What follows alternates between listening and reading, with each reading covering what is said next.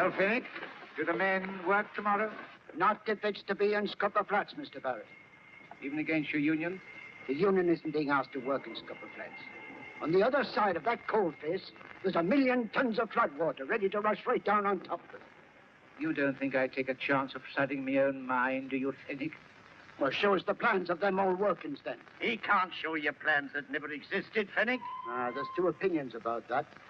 The men wouldn't be scared to work it if we hadn't put the wind off them. No, and they wouldn't have to strike if the union would back them up. Davy? Well, this must be your lad who's after the university scholarship.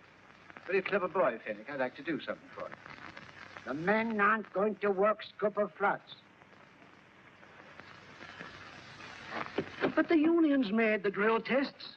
We wouldn't let you go down there if it wasn't safe. 30 years you worked in this pit, Bob, and now you take on like this. We all think Bob Fenwick's right, see? Where will Fenwick? Now the union is with you. You know what it means to go against the union? Better than being drowned. You know what you can do with the union? Why don't the union make him choose those plans? Show us plans.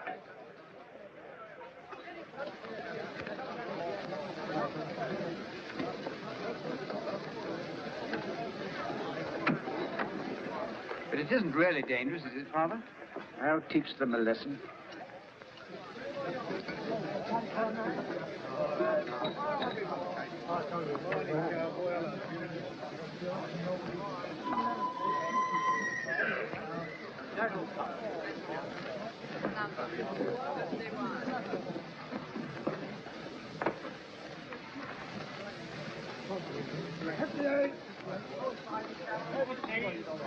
I hear them sound their trumpets. The first angel sounds and then follows hail mingled with blood. The second angel sounds and elsewhere a great mountain burning with fire is cast into the sea. And the third part of the sea becomes blood. Not water, my brethren, but blood. 'Tis not water that has brought us here, but blood. I hear them sound their trumpets. The first angel sounds and then follows hail mingled with blood.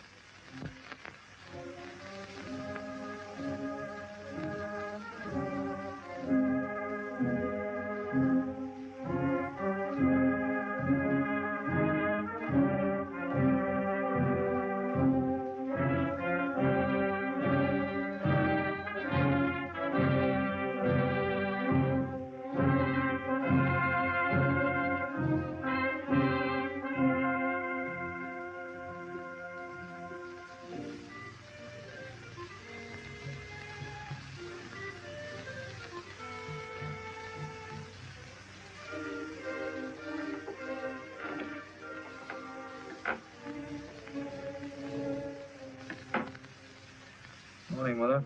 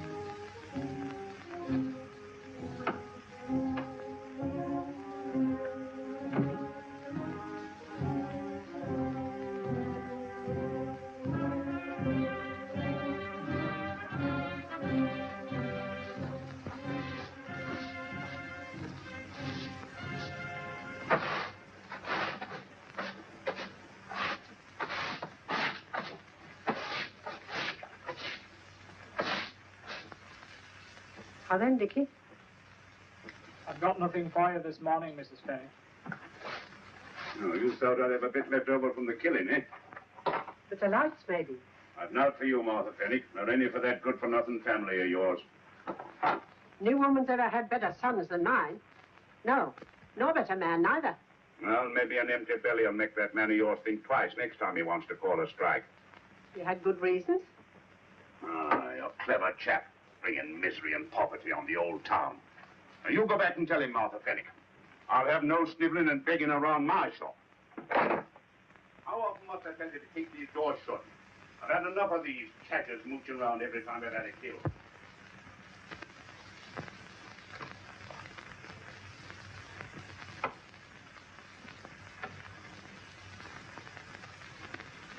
Getting up all night. Stuffing your head with that highfalutin rubbish. You and your scholarships.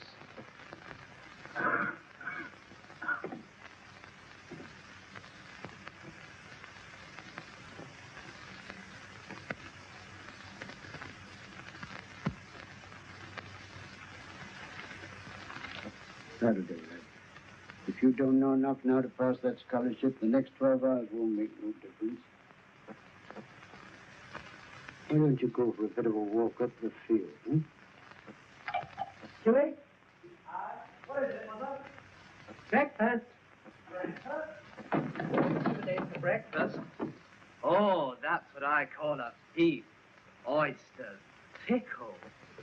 Yeah, I'm not hungry. It's all the same to you, Mother. I'll just have a piece of that bread. I don't like that kind of fun, Huey. I shouldn't make a mock of good food. I'm lucky to get anything. A father clever like he is. Isn't every man of the pure miners about a drop of water? Get them to strike against their own unions. Thank you, Ma. My father wasn't so clever, nor my grandfather neither. They was just men. And Master Pitt commanded, men obeyed. They was daft enough to think of their own wives and children. Your father's a sight cleverer than that, Huey. He can see to a solid seam of coal and all the flood water to the side of it. What Mr. Barris and Union can't find out for all their instruments. Barris knows it's there, all right. Got plans of them flooded workings. Taking a chance on it, that's all. Plans? Father wouldn't say he'd seen him if he hadn't. Oh, he's seen him all right at the bottom of a pint of beer. Plans or no plans. For 8 weeks I've been sitting about here handless like, and I'm fed up. Aye, that's the way I like to hear a man talk. There's too many lads nowadays breaking their necks to get away from Pitt. The blessing of at least one son doesn't want to work all his life with his coat on. Right there, it isn't a coat I want to work in. Mother wouldn't see much difference between a coat and a football jersey, Huey. All right. Tynecastle United is paying Thomas Shields £5 a week. If he can get away from Pitt, I can. I don't have to read no books to do it.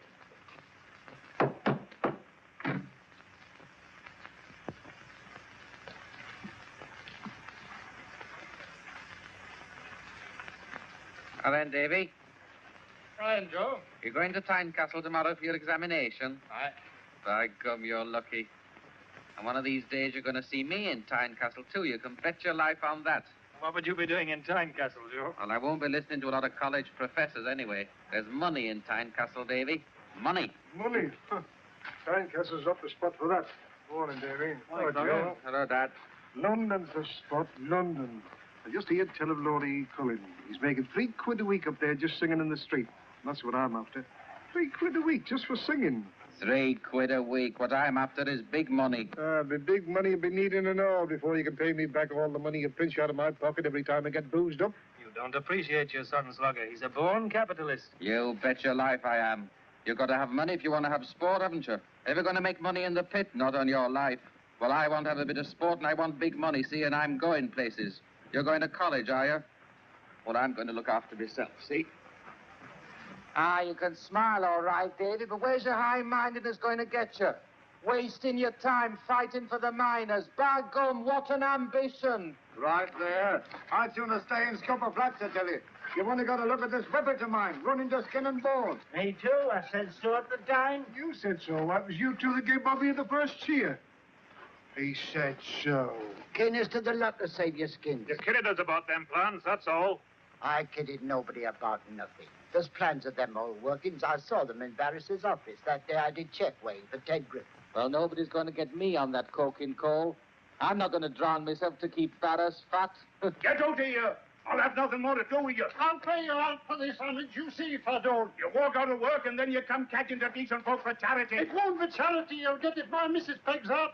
I'll slit your throat, and that's the fact. Off with you, or I'll put the police onto you. You talk of the police as if you owned them. You will not. What's the trouble, Will? It's my missus. She's got pneumonia. And doctor says she's got to have a cup of beef tea. Why shouldn't she? That's right. That ramages have got tons of beef. Here, lads, listen to this. Just a bit of beef, I says. Just a bit of bone. And I'll pay you the minute the strike's over. As God's me maker, I will. And what did he say? He just ups and chases me out at sup with that cleaver of his. Get those shutters up. There's not a woman in the place who's not insulted. He's got a good stock of booze, too. Come on, Dad, at him. We'll tell him what we think of him. We'll get that beef for Will's wife, all right.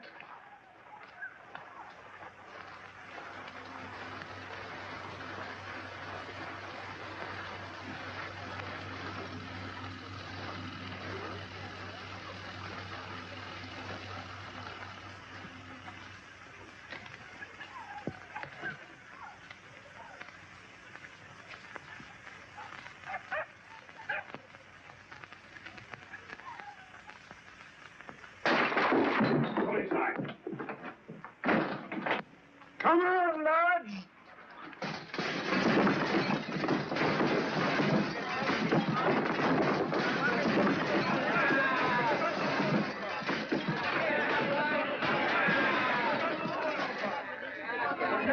Help yourself. Let they got him, man, or there won't be a thing left. Where do you keep that booze? Come on, Lizzie. Come on, Luke. You're crying. What are you doing? You're crying again when you say to me, do it. Take it to get out. How much do you want altogether? For the splendid relief. Get out! Help yourself.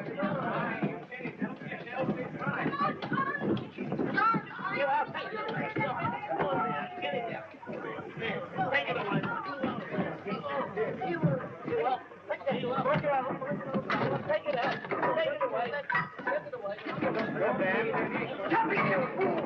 This is the worst thing you can do. Oh, you go. We'll get no sympathy now. Stop it! I'm it starving. You're daft idiot. Chuck, put that back. Get out of here. Chuck, you must be daft. Leave that be. The sergeant! Right. The sergeant! Come on! Get out!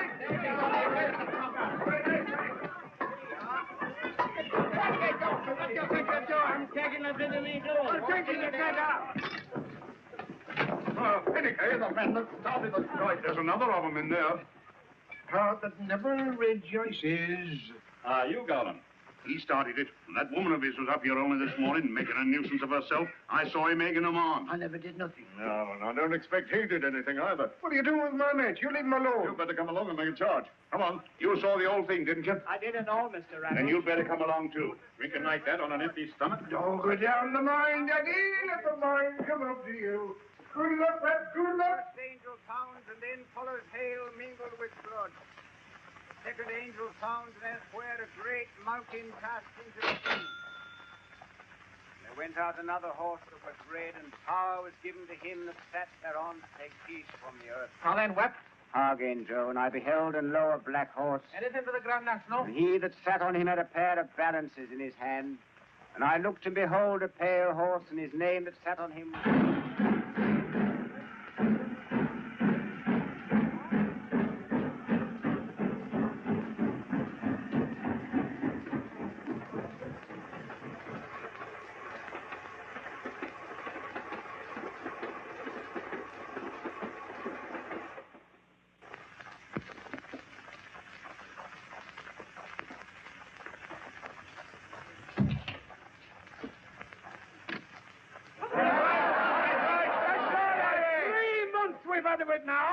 And a good job we made up our minds to show some sense at last, or we'd have had to put up with it for another 3 months. Whatever by the look of things. I'm the last man in the world to say out against Bob Pennick.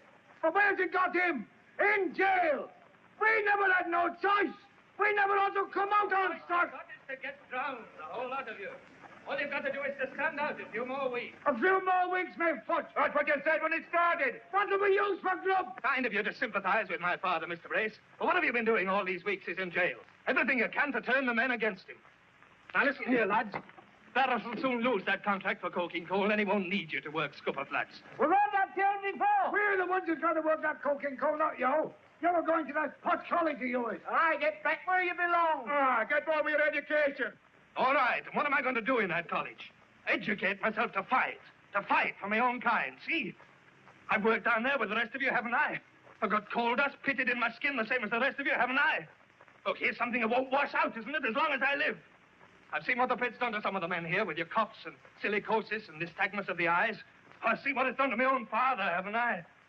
And you know as well as I do that half of it would never happen if miners were treated as servants of the public as they ought to be. This isn't a political meeting. Put your sock in it. You're wasting your breath. The least you can do is to wait till my father comes out today and hear what he has to say. Mr. Barris!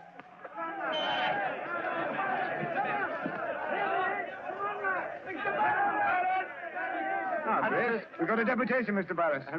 Show me a minute, Arthur. All right, Father. Good afternoon. Good afternoon, sir. Good afternoon, Mr. Barris. Good afternoon, Mr. Barris. Afternoon, Mr. Barris. Ah, young Pennick. So you got the scholarship, eh? Aye. And when do you leave for the university?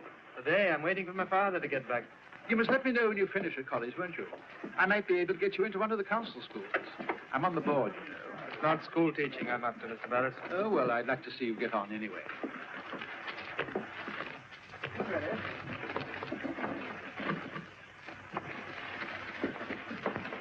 You ready, Grace? Yes, Mr. Barris. Well, I don't think we shall have any trouble now. Hey, you.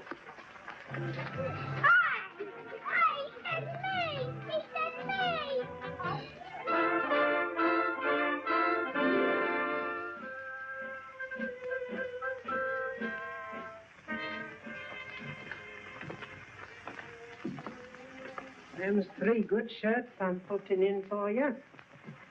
See, they send the washing to good woman. None of their newfangled laundries. Has they got other handkerchiefs? Aye, Mother. Why, you're making sure it's all washed up and all. Aye, and I'm making sure his pit clothes are kept washed up. Maybe he'll be satisfied with them someday. Same as myself, you lad. Hello, Dad. Did you have a good time? Good as a holiday it was. Good food and all. The only pity was they weren't licensed. Anyone seen out about with Joe? Oh, Slogger, there's been no sign of him since the day you went in. So you're off to Tynecastle, Davy. That's the luck, lad. I've got great faith in you. Thanks, Slogger. So long, Martha. None of my family never needed no college education. They was good mining stock. Same as I thought your father were. Before he set himself up against Master Pitt. You know as well as me, Martha, they jailed me for now. They got their knife into me over the strike, that's all. And that don't surprise me. And I noticed all witnesses has come forward to stand up for it. Well, they've done one good thing. Left them free to settle strike. So they hurried to get the strike over before I was out, eh? Aye. How's your cough been, Father? This cop will never meet Davy. Father, I don't like the idea of your going down Scupper Flats. Oh, I wouldn't worry about that, lad. All you've got to think about is making your way. Someday you're going to do something about this industry of ours. The men have great hopes on you, lad. They don't talk as if they had. They think it all the same. What time you leaving, man?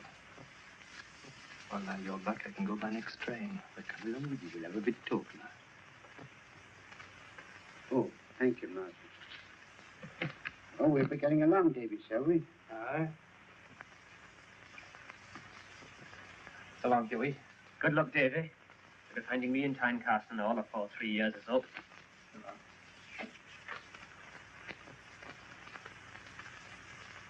Well, I'm off, Mother.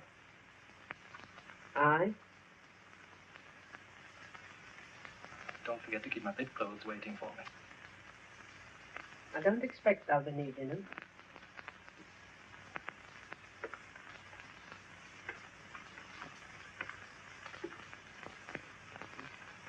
Yes. You want a bite to eat at the train? Oh, thank you, Mother. Goodbye, Mother.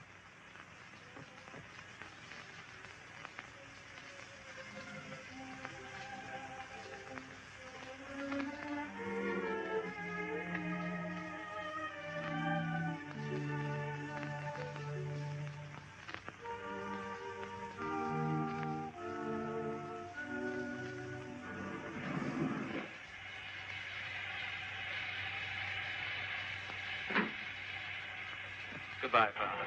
Goodbye.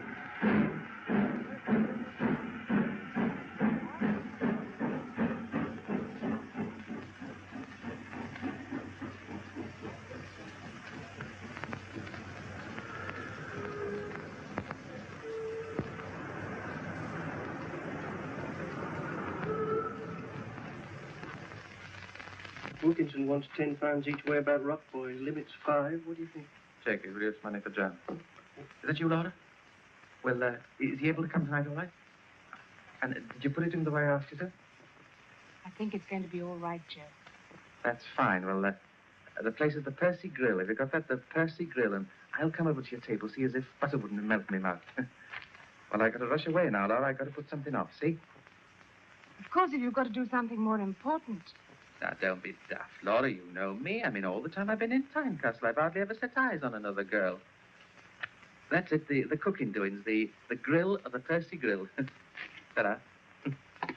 Sounds like poetry, doesn't it?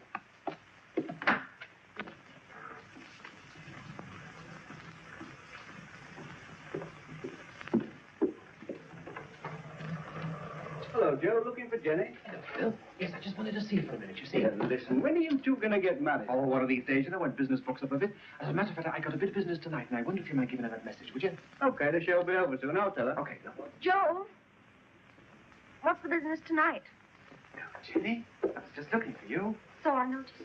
Some other girl tonight? Now, don't be daft, Jenny. You know me. I mean, all the time I've been in Tynecastle, I've hardly ever set eyes on another girl. Well, you can't tell me it's business night Oh, after now, night. chuck it, Jenny. I get enough of that from your mother. I mean, I can't help it if I got a bit of business at night, can I?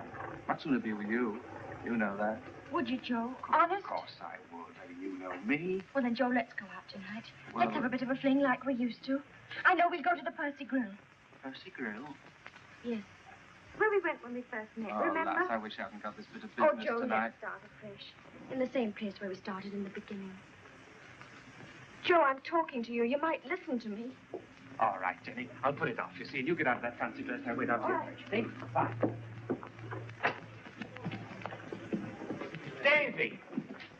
Oh, Ben, Davy. Joe. Hi, it's me, all right. There's only one Joe Garland in Tynecastle. There's only one Joe Garland anyway. Got that scholarship all right, Davy, did you? Aye. Everyone in Seascale's been wondering what's happened to you, Joe. Well, as a matter of fact, Davy, you see, after that scandal in Ramage's shop and my old dad getting pinched, well, I just couldn't bear the disgrace and I just had to come away, see. Oh, I forgot, Davy, I shouldn't have said that. Your old dad was mixed up in that, wasn't he? That's all right, Joe. What have you been doing with yourself all this time? Oh, I'm a turf account. Oh, bookie. I've got better fish than that to fry, you know. Look here, Davy, you're not in a rush, are you? I'd like you to come have some food with me and little lady I'm waiting for. No, I'm not in a rush, Joe. Oh, that's fine. She's my landlady's daughter, as a matter of fact. Here she comes. Dave, this is Miss Sunley. Jenny, this is Dave Fennick, a friend of mine from the university. Oh, pleased to meet you. I want a bit of snap, eh? What do you say, Davy? Aye, we'll pop into Lockhart, shall we? Lockhart's, what's the matter with you? This is on Joe Garland, so you shut your gob. Now, what about the, Joe? The, Percy Grill, eh? Oh. Come on, Davy.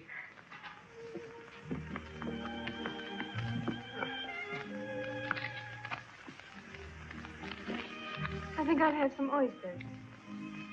You don't mind if I just leave you for a minute, do you? You see, it's one of my clients. It's one of the biggest foundry owners in Tynecastle. That's all right, Joe. Business is business. Back in a jiffy. Joe's a card, isn't he? Yes. Good evening, Mr. Millington. Oh, hello, Garland. Got something good? Well, I did hear a whisper about Rock Boy for the 3:30 tomorrow, Mr. Millington. Rock boy, eh? Well, I'll have the same. Oh, Laura, I believe you've met Joe Garland. Well, I did meet Mrs. Millington at the Spring Handicap, but I don't suppose she'll remember. Of course, Mr. Garland. Won't you sit down? Well, Well, come on, sit down, have a drink. Oh, thank you, Mr. Millington. Smart lad, that, wasting his time in that bookmaking business. What was that horse you said, Garland? Rock Boy, Mr. Millington. Rock boy, ah. Pretty girl, Mr. Garland. Your fiancée? No, you got the wrong end of the stick, Mrs. Millington. She's with a friend of mine from the university, her boyfriend. Yeah. Oh, Stanley, weren't you saying something about Mr. Garland the other day? Hmm? Oh, I'm sorry, dear. I thought you did. Something about the Cairnport Works. Oh, yes, someone was telling me. I forget who. You know, I believe you know something about coal, Garland. Well, nothing at all, Mr. Millington, except I was born and bred on it. Well, I may need a buyer for my Cairnport Works. Well, I wouldn't say no, Mr. Millington. Well, it may be possible, but don't count on it, Garland. Well, all I need's a start, you see, Mr. Millington. I know. You're a smart lad. Well, you see, There's only one thing I've got my heart set on. It's rather difficult to explain. I suppose you'd call it coal. Coal? Well, coal mines. I'm trying to arrange a debate at the university at the moment on the private ownership of coal mines. Oh, of course, a very good thing. No, I want to run it down, Miss Sunday. I'm going to speak against it. Oh, yes, naturally, David. And I think it would be a very good thing. But I must say, it's been ever so nice meeting you, David. And to think you're going to have letters after your name and all. That's jumping ahead a bit, Miss Sunday. Oh, but you're the cleverest person I've ever met, really. Oh, you bet your life he is, Jenny. And he's the cleverest you'll ever meet, too. What is this, a mutual admiration society? Oh, but I admire you, David, terribly. Well, you two seem to be getting on all right. I put your nose out of joint this time, Well, Joe. I can't compete to universities, can I? That's right. But you see, David, it's not often I meet anybody as important as you. I wish the scholarship people thought that. They might raise my allowance a bob or two. It's time we were getting along, Joe. Anything you say. Do you go anywhere near Westgate Road, David? Yes, I pass it. Well, that's fine. We all go the same way home. We'll meet in the vestibule then. Excuse me. She's a nice lass, that, Davy. Aye, she is that. I didn't know you had such good taste, Joe. Taste? Me? No, you've got the wrong end of the stick, Davy Westlook. No, there's nothing between Jenny and me. Keep the change, will you? She's just nice to me because I stay at their place, that's all. Between you and me and the gatepost, Davy, didn't you happen to notice the way you swept her off her feet? Oh, don't be so daft. I tell you, you did, man, and I tell you it's a case of just going in and winning.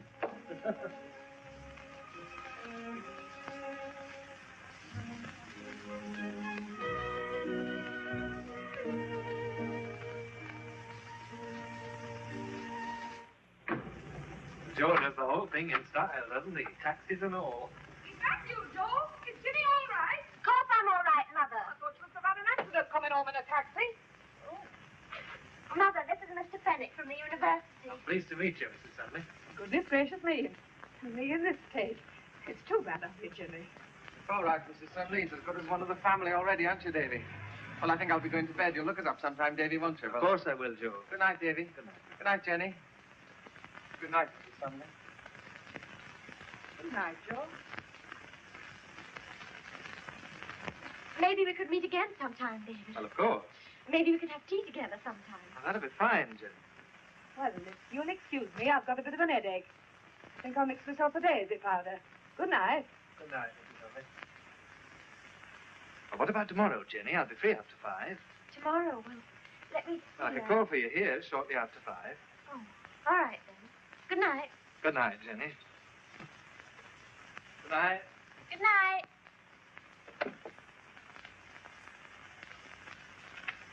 Jimmy? Here a minute. You're not treating Joe right. He went up to bed very upset. And if you didn't notice it, you're blinder than I take you for. Was he jealous? He wasn't all. It doesn't do a girl no good to treat a man like that. I tell you, there was tears in his eyes. I know what I'm doing.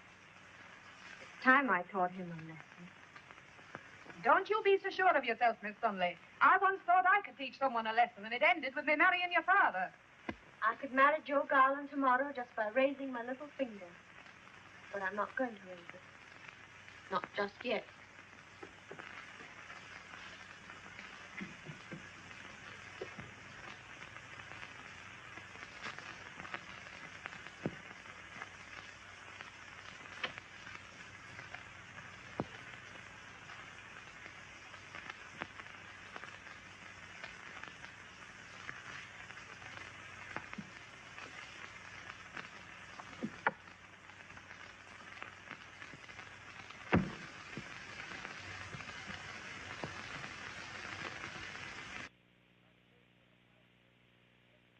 Now, the case for the private ownership of anything varies according to what that thing is. And the case for the public ownership varies according to who puts it. All right, then I'll put it this way. If private ownership of coal mines, why not private ownership of lighthouses? Because there's no way of making any profit out of a lighthouse. Oh, please, let this taken. Now, before I close, I want to remind you first that I do not necessarily believe that everything under the sun should be publicly owned. I might, of course, say that coal mining is not something under the sun. Yeah. But that's not quite the point I wish to make, Mr. Newton. There is a more fundamental difference between coal mining and most other industries. It is briefly that coal, like iron and other natural resources, was not invented by man. It is in no way manufactured by man or even cultivated by him. It is merely put there by nature for man to take. These natural resources, ladies and gentlemen, these national resources are not merely the basis of a few industries. They are not merely incidental to our nation's structure. They are the basis of all our industries. They are the lifeblood of every industry. They are the very foundation upon which our nation is built. The material with which our nation is built.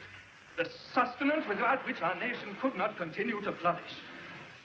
I resent that this great buried treasure, this source of all our nation's wealth, this utterly vital national heritage, should be dispensed to this man or that, good man or bad, to exploit this mine or that, this seam or that, willy-nilly, as and when he chooses, to use it as a pawn in price manipulations, cost evasions, middleman transactions, and as a pabulum of his self-aggrandizement.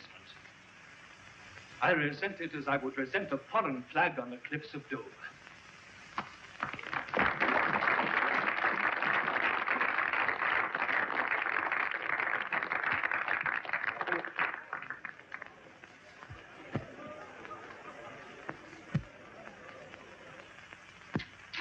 Favorite one, the 2:30 job? I should worry, Nobby. The business is as good as yours now, debts and all.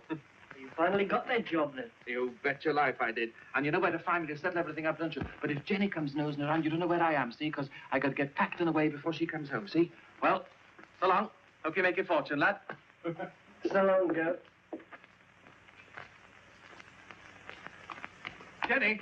Oh, there you are, David. I thought you were ever so nice. Did you really, Jenny? Look, would you I like wonder some... what happened to Joe. He said he'd be here for sure. Well, I said for sure he'd be at Jesmond Dean yesterday, under the picnic last Sunday. Or maybe he thinks we like being alone together.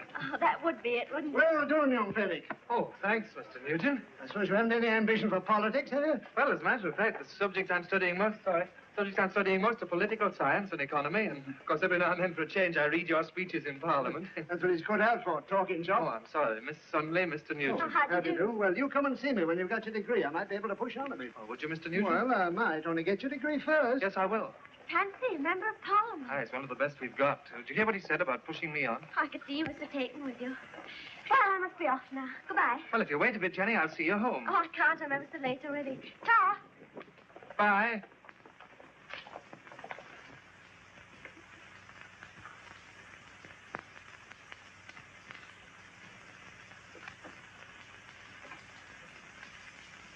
Oh, I didn't know you were in, Joe.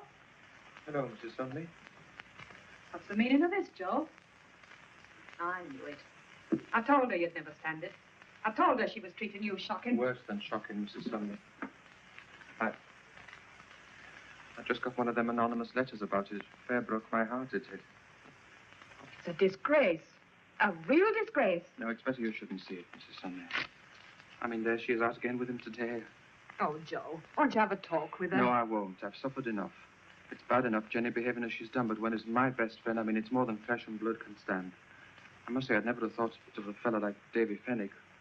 I only hope, Mrs. Sunley, that for Jenny's sake, that his intentions is honourable.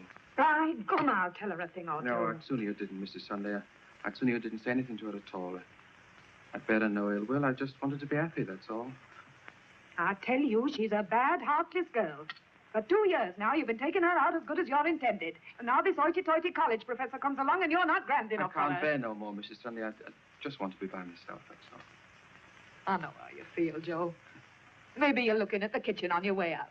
I'll have a nice cup of tea for you. It's real kind of you, Mrs. Sunley.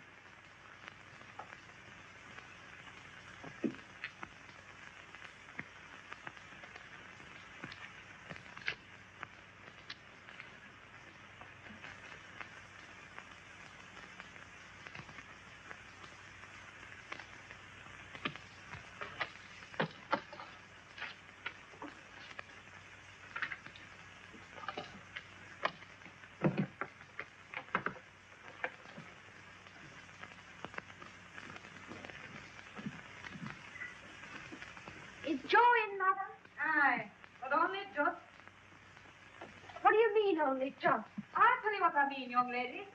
Joe Gowland is packing his bag. Packing?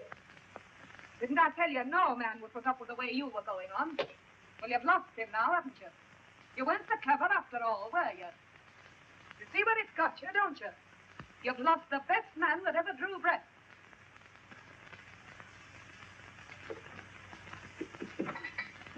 Joe! Oh, Joe.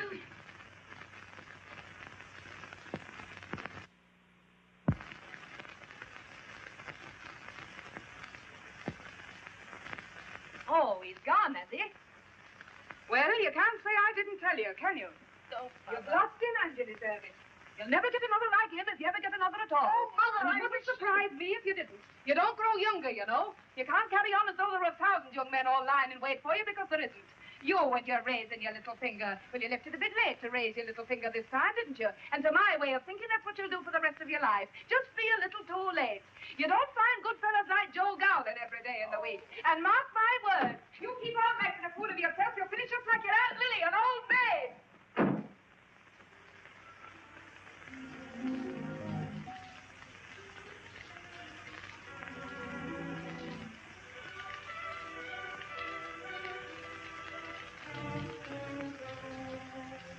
Jenny. What's wrong, Jenny? Don't let's talk about it, David. Don't let's talk about it. Oh, come on in and sit down. Here, let me take your microphone.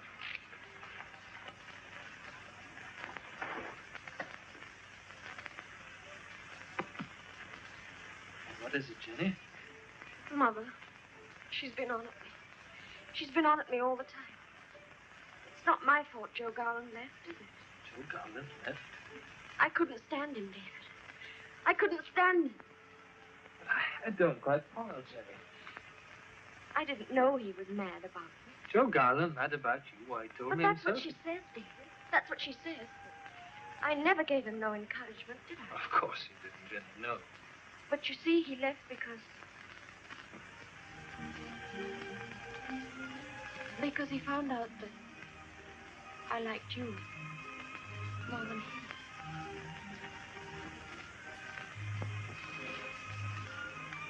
I can't help it if I love you. She can't blame me, can she? Love me? I can't help it, can I? Jenny. And you love me, too. Don't you, David? From the very first minute I saw you, Jenny. Oh, David, I want us to be together always. I can't go back there. I can't stand it. I want us to be married and happy and, everything. Of course, Jenny. I'll take you away from there the minute I can. Oh, David. The minute I get my degree and get a post. But, David, that's another whole year. We couldn't wait as long as that. Couldn't you get a post now? Jenny, it's not very long. But you said you could be a schoolmaster with what you've got now. Schoolmaster, but I don't You want... said you could easily get a post in Sleescale. This man Barris promised you. Jenny, you... Oh, David, we could have the loveliest little home. You could study in the evening with all your big, important books and me sitting beside you. But I can't throw away my scholarship and the lectures at the university and everything. And we must be practical, Bob. Oh, but David, I am practical. I've got it all worked out to a T. You can get ever such good furniture today on the Never Never. Oh, about £0.50 a week, David, that's all.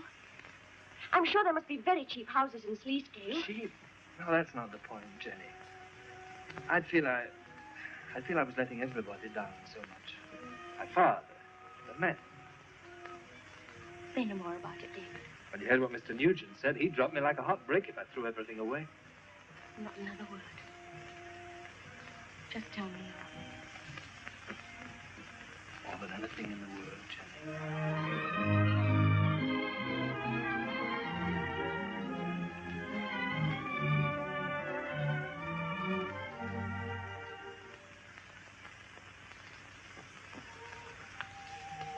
And I've got £15 saved up in the post office. We could have a lovely honeymoon on there, couldn't we, darling?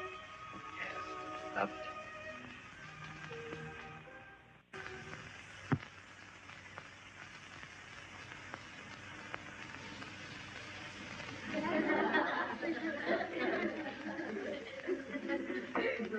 Now, there's a good way to remember this, lads. Now, watch.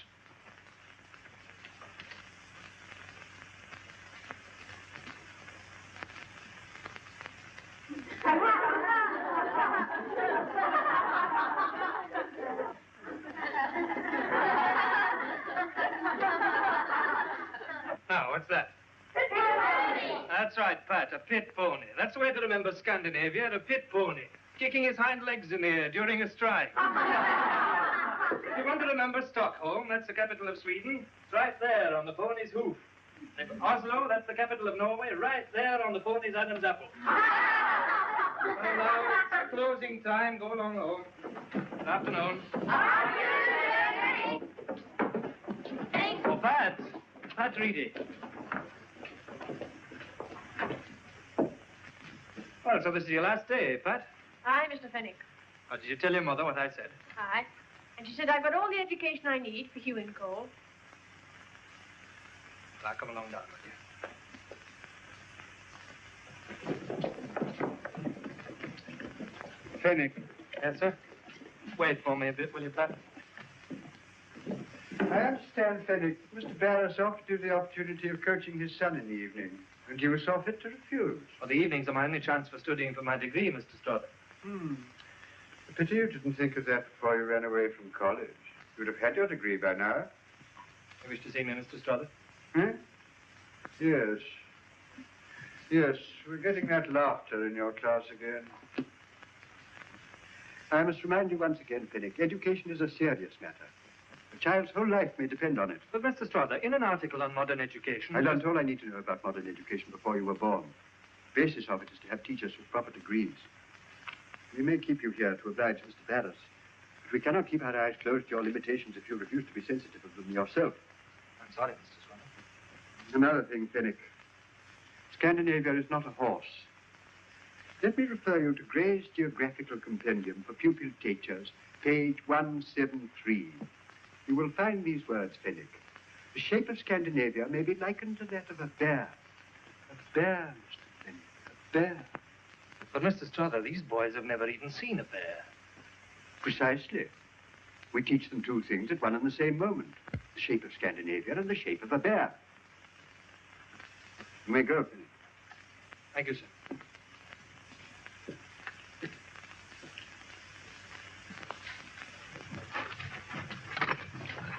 I hear you managed to get track of your Joe. He's in Tynecastle, all right. I run over and dropped in on him. Thought I might be able to touch him for a quid or two. Nearly finished up by him touching me. Hey, Bob, look. Second time he's been down this month. Must be getting fond of us. A lot of water here. Oh, the men aren't worried about the dampness, Mr. Barris. They worked in worse than that over at Globe Coal. But some of them are beginning to think it's coming from the old workings. Hopefully work far enough at the end of this seam. Move them along again next shift. As you wish, Mr. Barris.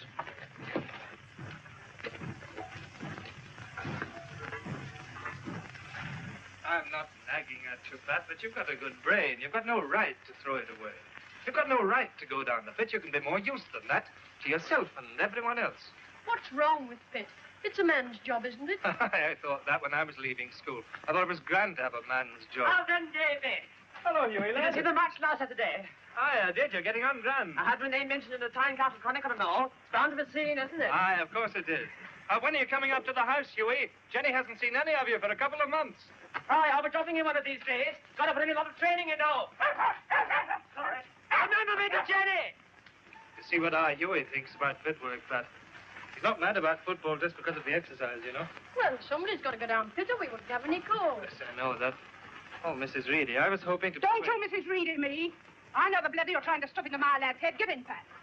And where do you think your education got you? 45 bob a week. Let me tell you this, Mr. Smarty. When our Pat's your age, he'll be fetching every bit as much as that. And mucking about for a couple of years before he does it. Ha! Such a lot you were going to do for the men. Going into Parliament and all.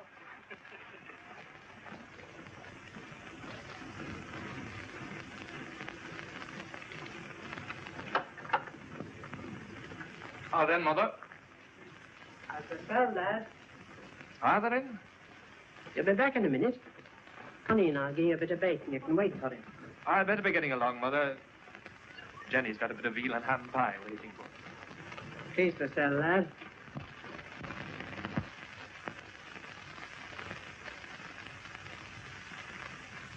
Mother, I wish you'd give Jenny a chance. I've been to see her all the time we've been here. Does she want me to go and see her? Don't give her a chance, Mother. She's a stranger here. She's lonely. She wants cheering up. Wants cheering up, do she? Lonely? Why should a woman be lonely with a man at home to look after? Maybe I should be lonely and all if I thought of nothing but getting about.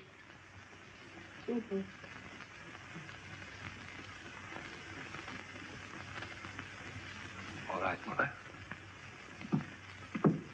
Hello, Davy. Come along in, lad. Well, Jenny's expecting me, Father. I think I'd better... All right. How's she getting along, eh? Oh, not so bad, Father. I'd have a talk to you sometime, Father. How's things down at Scupper Flats, eh? Oh, Barris is nigh on finished that contract for coking coal. If Scupper Flats has lasted 3 years, it should last another 3 weeks. I heard you'd soon be getting out of it. Well, I must be off. So long. So long, Mother. So long, Davy.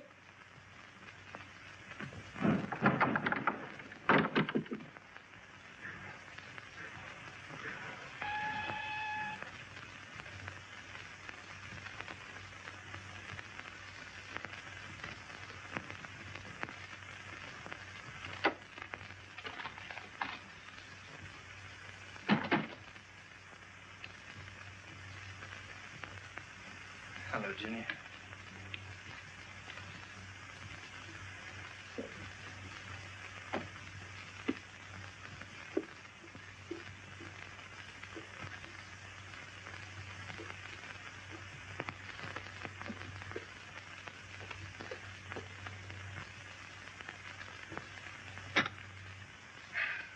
What's wrong today, Jenny?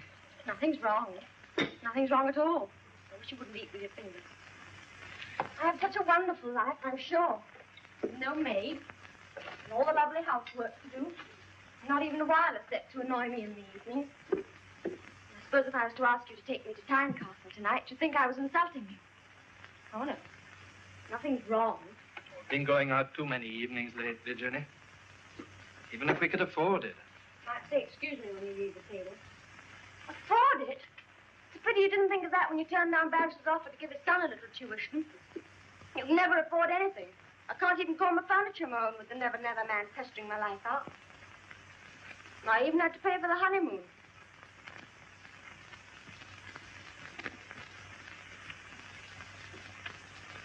It'd make me so terribly, terribly happy if you'd take me out just this once. Oh, don't be sensible, Jenny. I want to finish this book tonight. You want? Of course, it doesn't matter what I want. It never seems to strike you that you brought me to a place where there's not a soul I can talk to. Why don't you try and be friendly with my people, Jenny? Your people? Your people, indeed. You didn't tell me your father was a jailbird, did you? Jenny. You needn't try and deny it. I know all about it. Robbed his shop, he did. Nice kind of father-in-law for a... Jenny. David, it was wicked of me, wicked. You've done that, Jenny. Oh, but I deserved it. Every bit of it. I'm a bad, heartless girl. I'm just a drag on you. Your nerves are on edge a bit, darling, that's all. Yes, that's it. My nerves. I need cheering up, David. Yes, of course. If only for your sake. I know we go to the Percy Grill. Where we first met, remember? We forget all our silly little squabbles and start afresh in the place where we started in the beginning. Yes. Well, maybe you're right, Jenny. Run along, get ready. Oh, David, you're so sweet to me. We can just catch the 5:20. Darling. I'll be down in a minute. Here is that laundry. You see them, will you? They're trying to charge me 9 bucks too much. Tell them I'll attend to them tomorrow. Now then, son. Mother. Oh, come in, come in. She's brought Jenny a drop of that homemade broth for her. Oh, that's fine, Mother. Come on in. No, that's the kitchen, Mother. Here's the drawing room. Drawing room? Hey, it's grand, isn't it, Martha? Maybe Jenny's tidying up the kitchen or something. Jenny thought you were the laundry. They're trying to swindle her out of 9 pence or something, but Jenny's not having any. Laundry? That's the thing, never gets the chance of swindling me. Well, sit down, Mother. Here's a fine chair. You can sink into it like... Tea in the parlor, eh? Oh, once in a while. Murchison's shop cake? Oh. I'll get you a drop of port, Mother. I'll cheer you up. We don't want to interfere with your studying, lad. Oh, I can chuck you for this one night, Father. It isn't so often we get a chance for a talk, is it? No. Oh, here she is. Well, how's that for a quick... Visitors for you, Jenny. Oh. How are you, lad? This is a great pleasure, and such strangers, too. What a shame you just caught David and me going out. But, Jenny, Mother and Father... You see, we promised some friends to meet them in Tynecastle, and we really couldn't disappoint them, could we, David? Oh, pretty. Now, Jenny, look here. We don't have to go in. No, lad, Jenny's right. We couldn't have stopped more than a minute or two anyway. Of course, and you can easily come in again sometime, can't you? That's right, lass. Well, you can still have a drop of port, Mother. I don't know what gave you the notion that I'd taken to drink. The lad's just trying to be pleasant, Mother, that's all. David, hurry up. We'll be late for the train.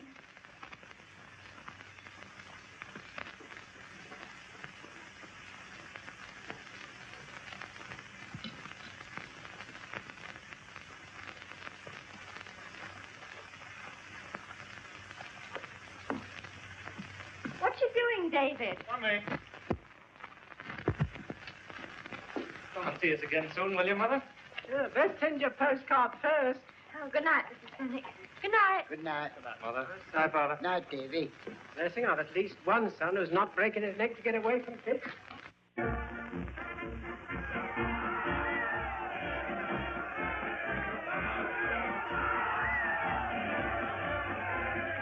Huey, pick it up and run with it.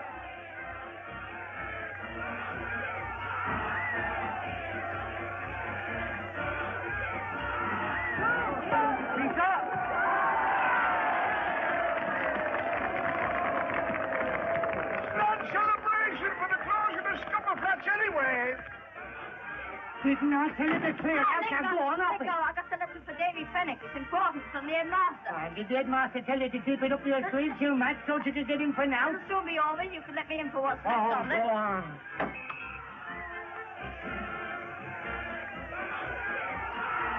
Grand game you was playing, Bob.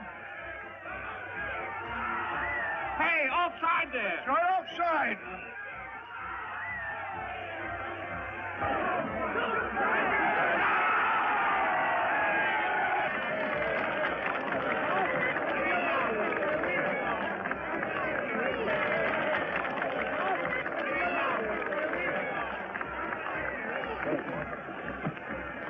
Mr. Fenwick! Mr. Fenwick! Yes, Eddie. Mr. Struther asked me to give you that. Oh, thanks, Eddie. That matter you was got it in him, Bob. Fine game. He played 3 goals in all. Aye, lovely I think that one, Dave. Lovely I think it was and all.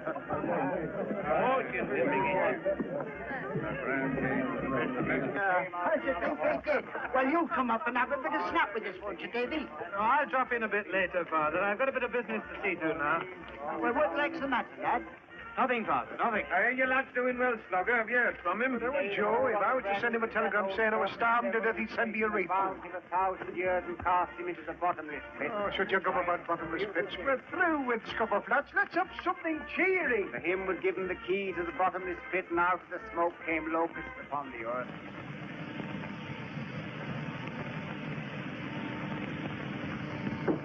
Come in.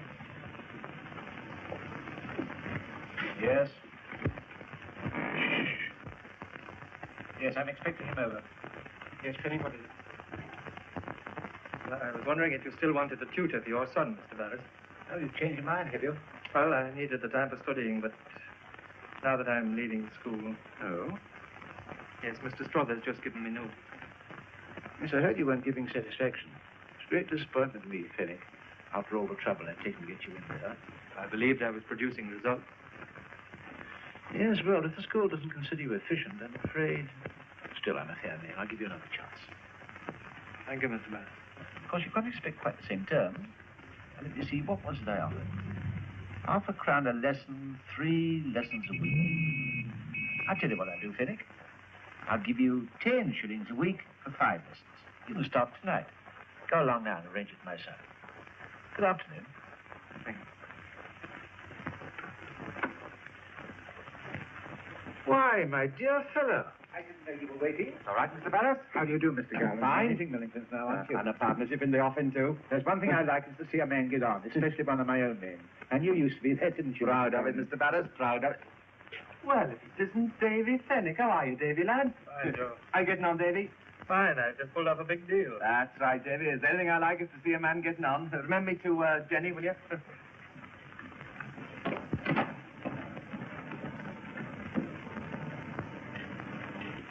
It's been kept quiet about this contract coming through me, Mr. Barris, isn't it? You don't want the men to know, eh? Well, maybe they wouldn't understand, you see, all this fat-headed notion they've got about scupper flats.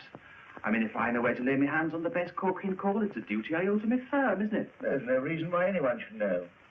Oh, I see. You're worried about young Fennick noticing something. You know him very well, of course.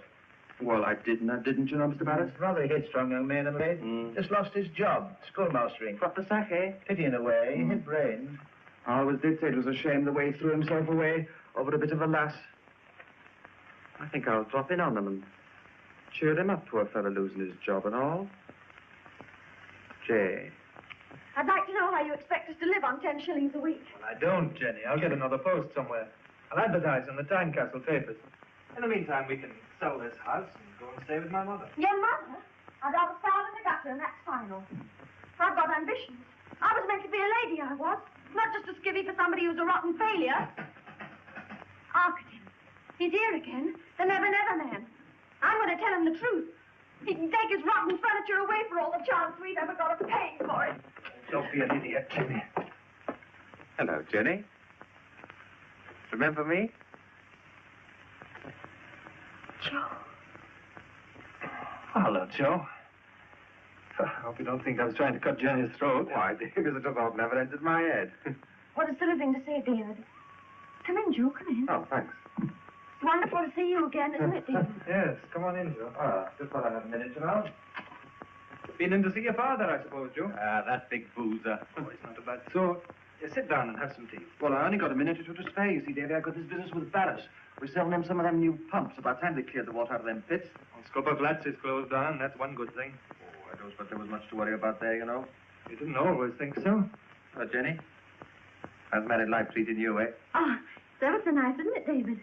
Now you're getting on the way of business, Davy. Oh, he's doing ever so well. They think a terrible lot of him up at the school, don't they, David? Mr. Barris thinks the world of him and all. He's been given the job of teaching his son in the evenings above everybody else's head. Haven't you, David? Oh, well done, Davy. Not doing so bad yourself, eh, Joe? Well, Davy, you know, I don't hold with grumbling, but it does get a fellow down in the end. I mean, Paris this week, Brussels the next, London every other day. See who it is, David. Tell them I'm not in. Probably my creditors have spotted your car, Joe. David's going out tonight, Joe. Oh, well, I got a bit of business tonight myself, as a matter of fact. I hardly got a second to call him home, you know, Jenny. Visitor for you, Joe. Well, hello, Dad. Oh, by gum, it is grand to see you again. You sent a wireless message you was here, Joe. Thanks very much for all them 5 quid you never sent me. What brings you to Sleescale? Tynecastle too hot for you? You can't stop him having his little joke, can you, Davy? No. I was just coming along to see you, Dad. I'd have broken your blasted neck if you hadn't. Are you, Henny?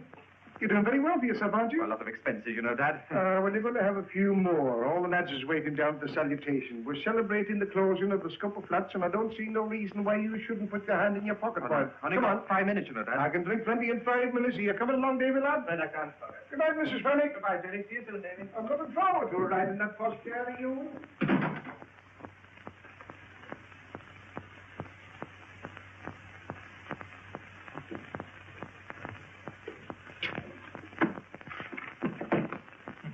Joe always makes me laugh. He's a success, that's what he is. And to think I could have had him just by raising my little finger. Oh, why didn't you? Why didn't I? Because I was a fool, that's why. A fool! A fool!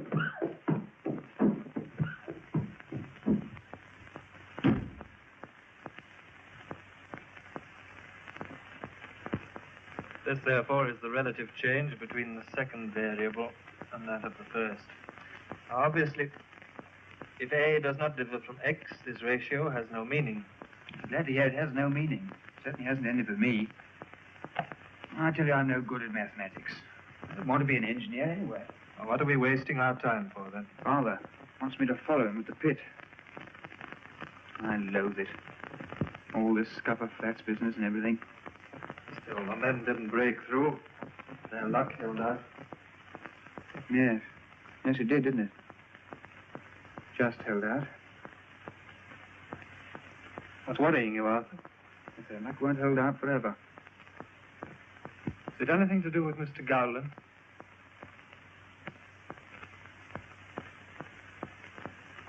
Coking coal for Millington's, eh? The Scupper Flats isn't closing down after all.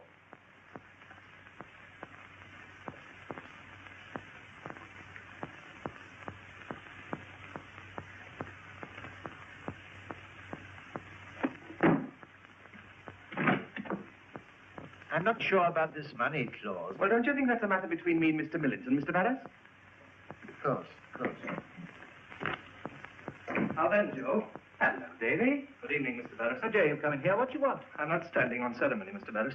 That's another contract for coking coal. I implore you to teach my son arithmetic. Get on with it. I hope you've got a strike clause in that contract, Mr. Barris. You'll need it. Now, don't be too hasty, Davy. Now, what do you think I've come over here for? Well, what have you come over here for? Well, I'll tell you, Davy. You see, there was Millington signing this contract for coking coal, and me worrying to death about those men going back to Scupper Flats. Well, I had to come over to try and stop it, see, Davy, and what do I find? Mr. Barris convinces me I'm wrong. You little rat. Do you remember telling me over in Tynecastle that they were certain to break through that coal face one day? How you thanked your lucky stars you were out of that death trap. You remember the strike? Remember how we starved? How you said you weren't going to drown yourself to keep Barris fat? Well, nobody's going to drown themselves to keep you fat. Do you really think you can induce those men to strike? To start that misery and suffering all over again? There's not going to be any more misery and suffering. I'm going to get the union behind the men this time. I'm going over to Tynecastle tonight to see Harry Nugent. Get this case put before the union on Wednesday. And if I can't do anything else, I'll raise a stick. What right's he got to poke his nose into other folks' business? I got a couple of $1,000 at stake in this. Besides, think of Mr. Millington's feelings. You don't think Fenwick can have any influence with the union, do you? Well, he might. It's no good just sitting down and let him do his worst. There's nothing we can do to stop him till tomorrow morning and try and find out what sort of success he's had. Well, tomorrow morning might be too late.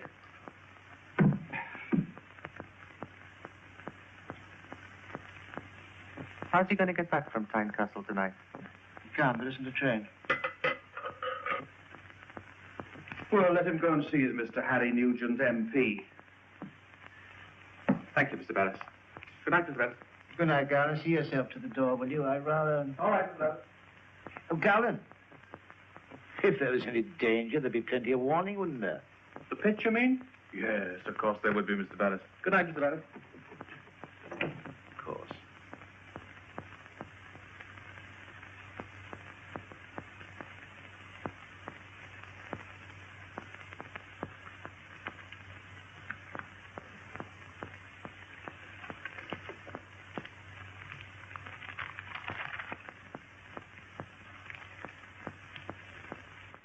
If you'll only give me the chance. You're a convincing talker, all right. That's what I thought that day at the college. Aye. You said you'd do something for me, you remember? I remember. Come and see me. I said when you've got your degree. You know, I had great hopes of you, young Fenwick. I had a notion you might be just the right lad to step into my shoes in a year or two. It was a great disappointment to me when you showed you didn't think it was so important after all. Well, I'm not asking you to do anything for myself, Mr. Nugent. Aye, maybe. You want me? Well, when you're through. Well, I'll do what I can for you, lad. Oh, thanks, Mr. Nugent. How are you getting back to Sleesville tonight? Oh, don't you worry about that, Mr. Nugent. I'll hop onto a lorry or something. Good night. Good night.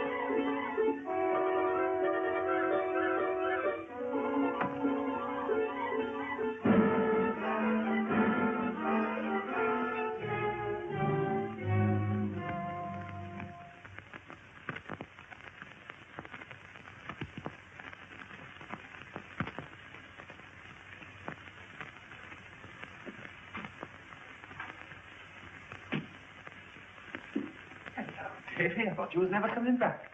Did you, Joe? I just had to come round, you see, Davy, to settle a little bit of difference, you see? Forgive and forget, eh, Joe? That's the way, Davy. When you and me's been pals all these years, it didn't seem right. Let a bit of misunderstanding come between us, did it? There's no misunderstanding as far as I'm concerned, Joe.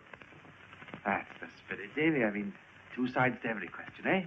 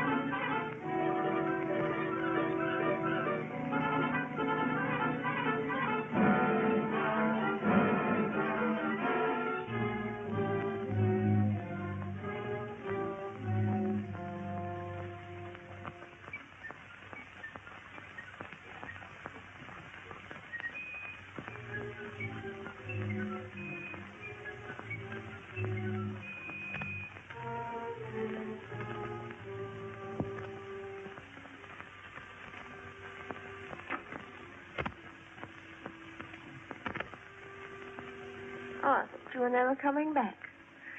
Where have you been all this time? Fine, Castle. You're so quiet. Come tell me all about it. It wasn't about one of those silly old mining things, was it?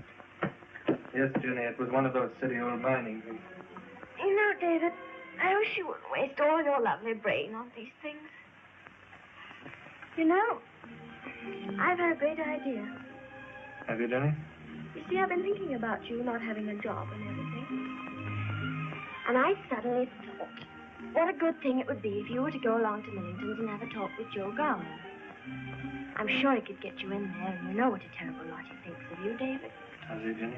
You know he does. Now, don't let's have any of this silly jealousy business. You know I'm only thinking of you getting on.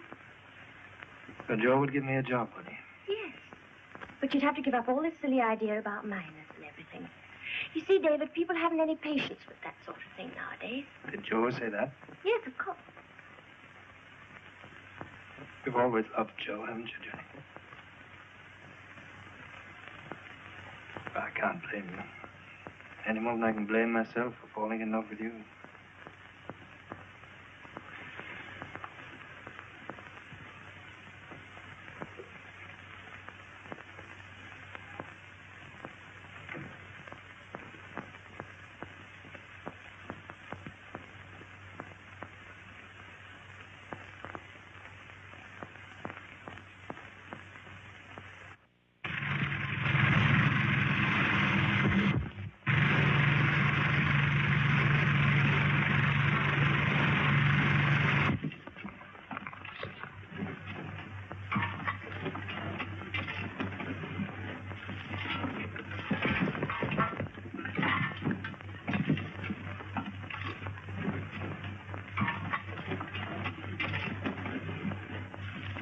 Go ahead, Slugger.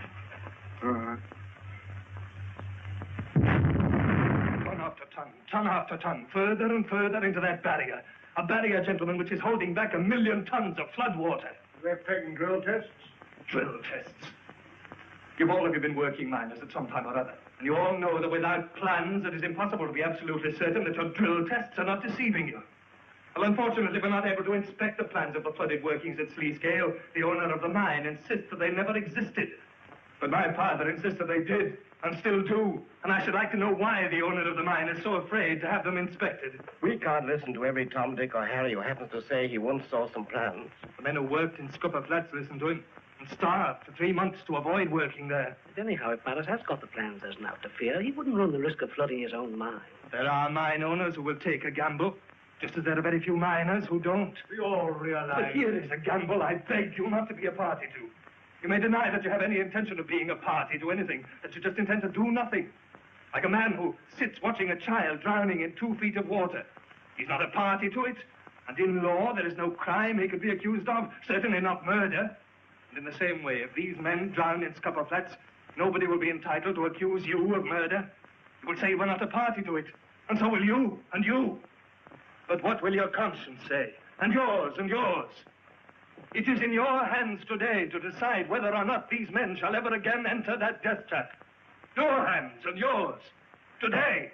And at this very minute, they're stripping that barrier. The barrier that is holding back 1 million tons of flood water.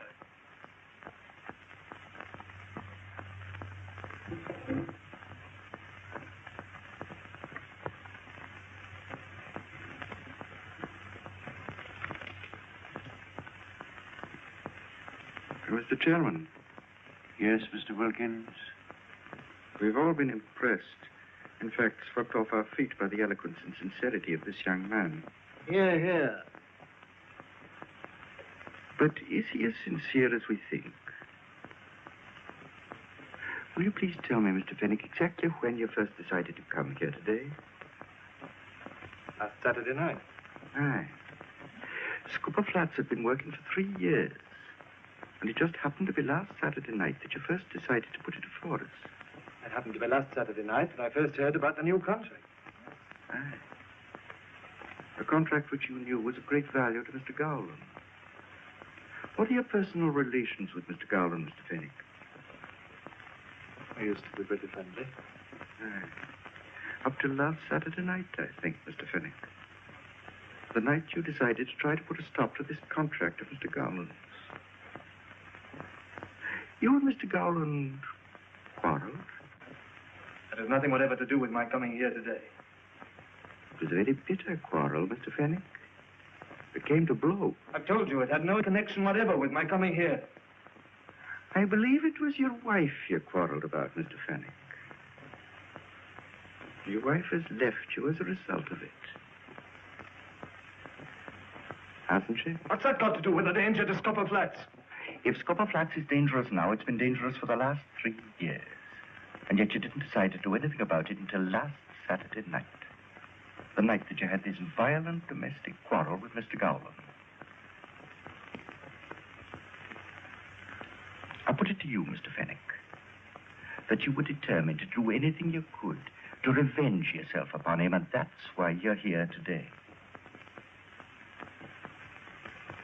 Thank you, Mr. Chairman.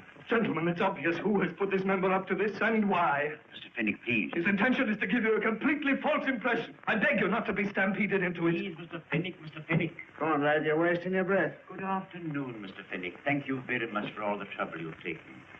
I think, gentlemen, we can pass to the next item on the agenda. The question is using paint or wallpaper at the Gatethorpe branch. Mr. Williams, please.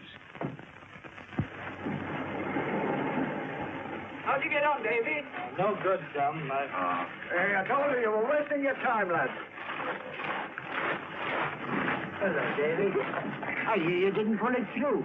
What happened, lad? Well, I did my best, Father, but I'm afraid... Oh? Well, you can't do better than your best, lad. But I should have thought. You're going down, eh, Pat? Aye, Mr. Fenwick promised to show me the ropes today. I'll break you in, boy. Davy! Davy! Davy, it's happened. The letter came and I'll get him ready for pit. They've asked me, Davy. They've asked you what? To play for Tynecastle. They were watching the match when I scored 3 goals when I did a hat-trick, Davy. And now they've asked me to play a trial with the reserves next Saturday. That's grand, lad. Snugger! I'm playing for Tynecastle. I told you they had the alignment of the eye. You wouldn't believe me, would you? Oh, look. Let's come off, lads. I'm playing next Saturday.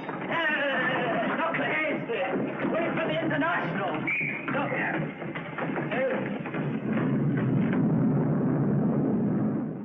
Come on, gonna be all day. All right. I'm just putting the artistic touches. You coming to see me play on Saturday, Slugger? Of course I am, lad. Of course. Aye, they're thinking of running excursions so that everybody can come. That's right, Harry. You won't find Harry there. He's got that day whippet of his into for the county stakes. Aye, he's going to win and all. I'll break his blasted neck if he doesn't. I've got 210 on him at 20s.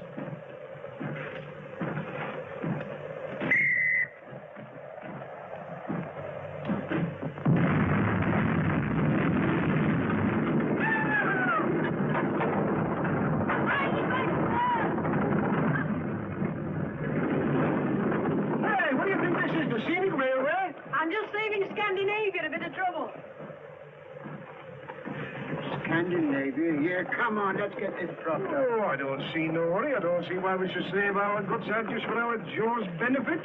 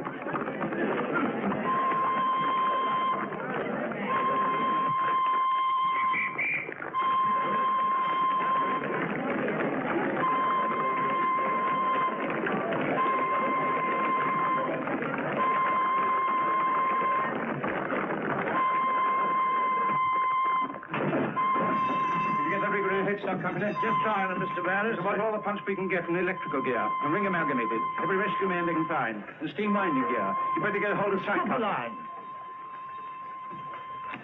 Hello? We've got as far as scupper number 5. The water's still rising quick. And all the turns are blocked. There's 5 of us. Have you tried the air tunnels to glow coal? They're full of gas. The water's fetching up. Get out. Where do you go? The rig grenade stop. An amalgamate. I'll attend to that. Get out. No. Now listen, Fanny, carefully. Make for the old workings. Go right along the upper tunnel. The block of the end's only a frame dam. We'll soon knock it away. Don't be afraid of water. That's all on the lower level. Now, don't take the branches nor the left dip. Keep due east for 1,500 yards. So you did have them plans all the time?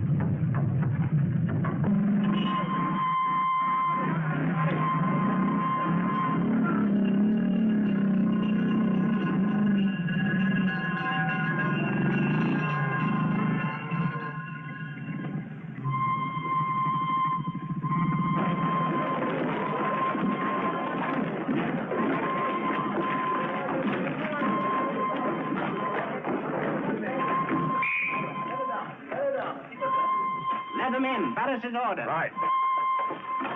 Come on.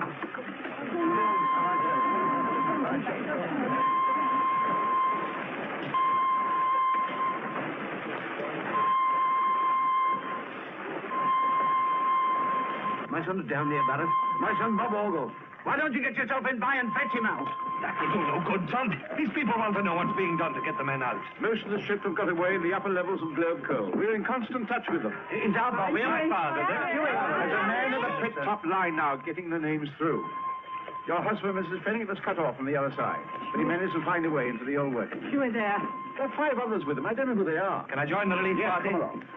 Stay here in the yard, Mother. It'll be all right.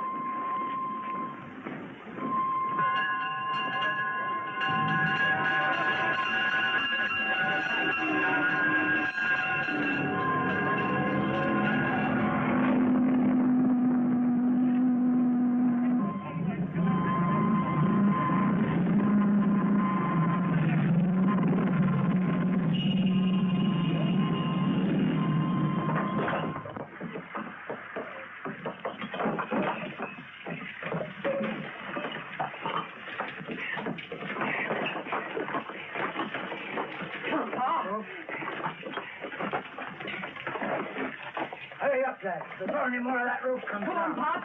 Come on, lad. Come on, Slugger.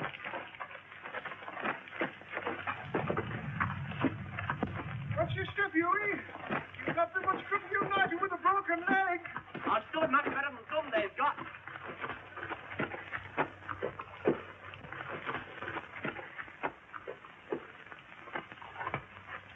So, here's a sight for sore eyes.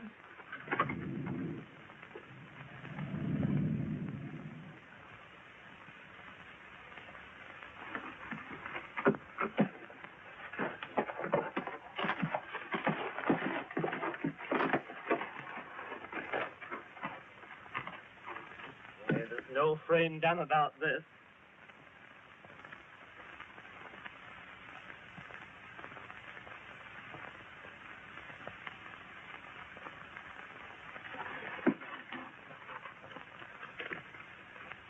All right, Pat, lad.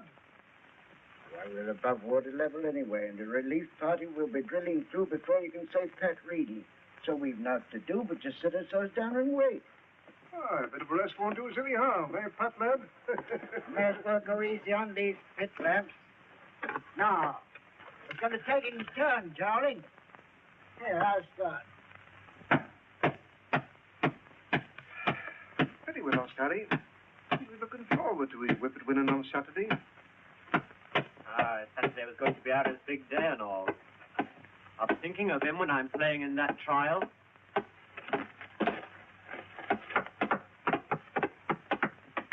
Oh, my, you should see us gathering, passing the folks along the road just as they were standing. There were lots and lots and lasses there, all with smiling faces, gathering along the Scotwood Road, just to see the bladed races.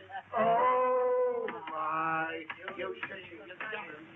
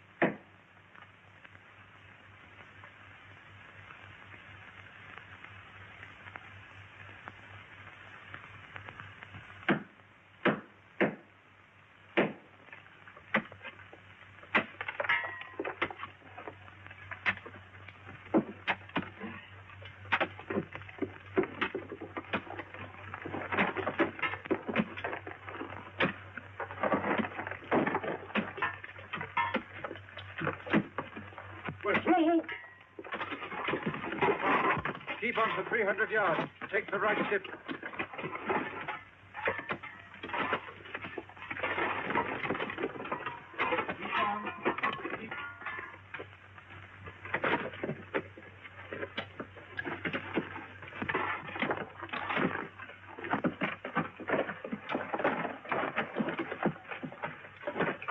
Might be half a mile there. If only we had some plan to this place, we'd know what we were getting at. Plan wouldn't remove that fall. We must expect difficulties. We must blast a new roadway above it. Come on, then. Let's get on with it.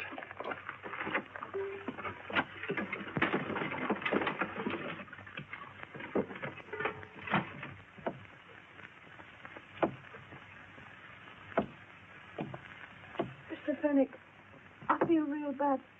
It's my stomach, I think. I know, lad. Would you believe it? I don't expect there's a lot of nourishment in them, but they're better than naught. Here's me with my cough drops in my pocket, and I forgot all about them. First time in my life. Here, lad. Thank you, Mr. Fenwick. What day would you say it was, Father? Oh, Friday morning, I'd say, lad. It isn't Saturday yet. No, not like that, no. No, it can't be, can it? Call that jowling? He says he'll doomsday at this rate.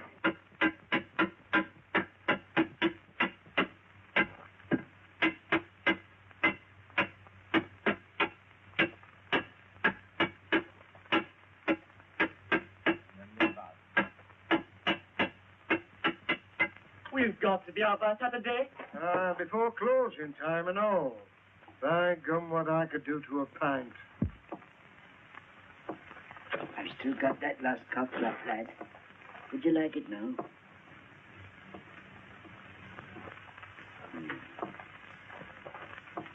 Come on, lad. Buck up.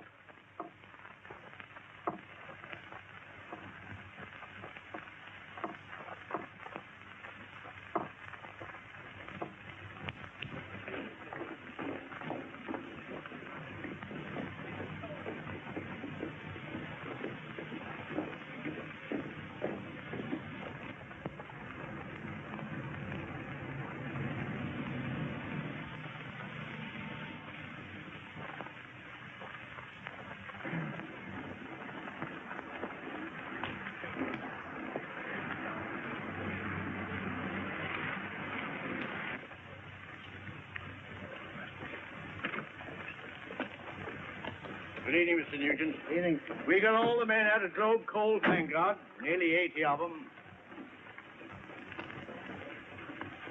Evening, Mrs. Fenwick. Nasty business, this. Union are feeling pretty sick they didn't listen to your son that day. Aye?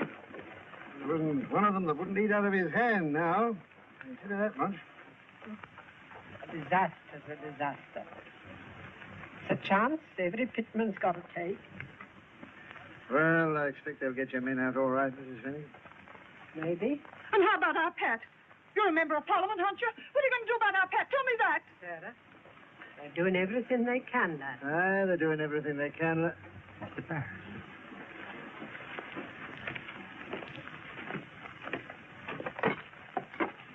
What's the matter, Doctor? Stroke. Been overdoing it. What sort of progress are they making down there? Still a chance, Mr. Newton. No.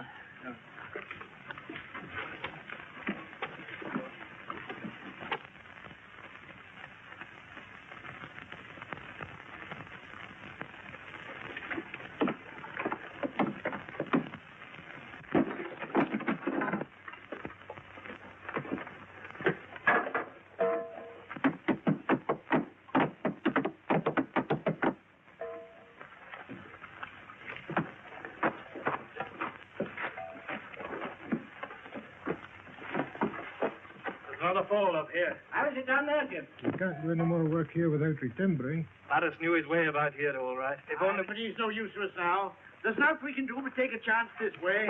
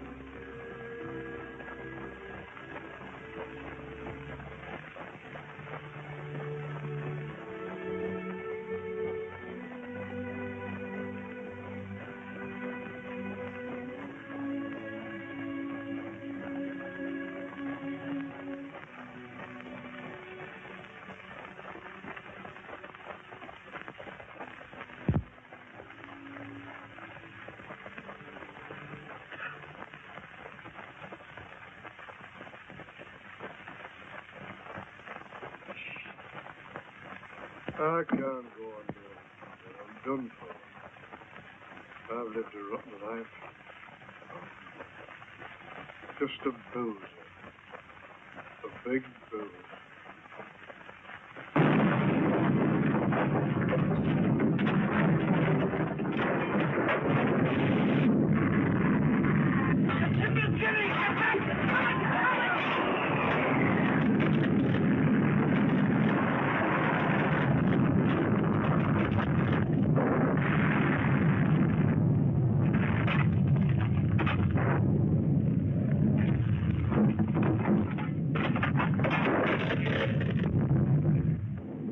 Well, we'll have to give it up. No chance now.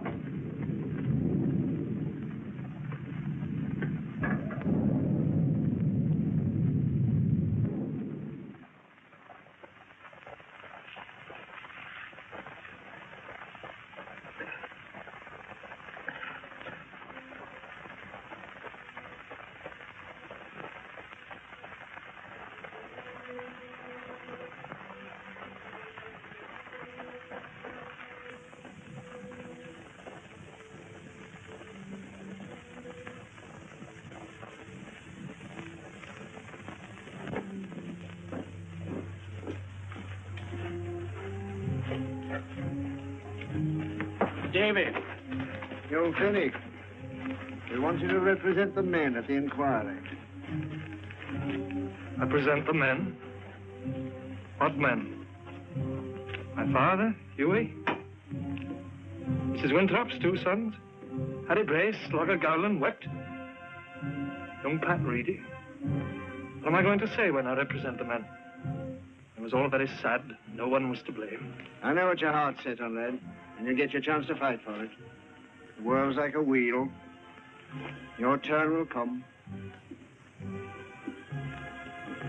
The way you said that, you sounded like my father. Good night, Mr. Nugent.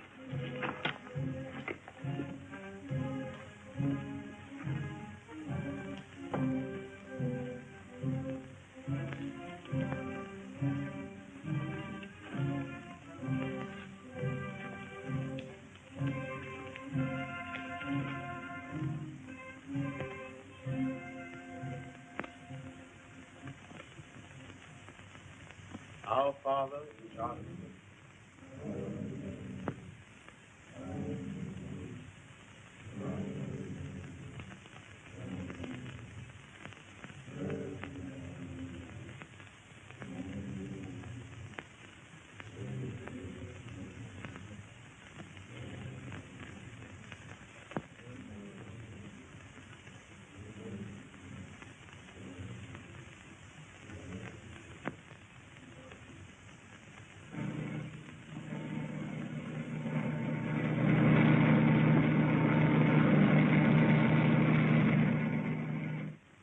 Time thou was ready, son. No man of mine's ever been late for pit. I put a bit of cheese in that bake, lad. That letter was from Harry Nugent, Mother. What's more, I've got the chance I've been waiting for. But that's all I've got left, son. I know. Will you come and look after me, Mother? Has always been set on apple, David. I minded that when I was in cooperative yesterday.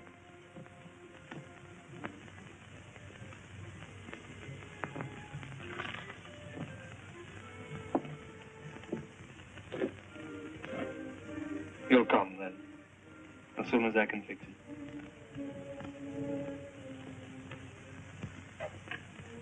it. Whatever thou says, lad.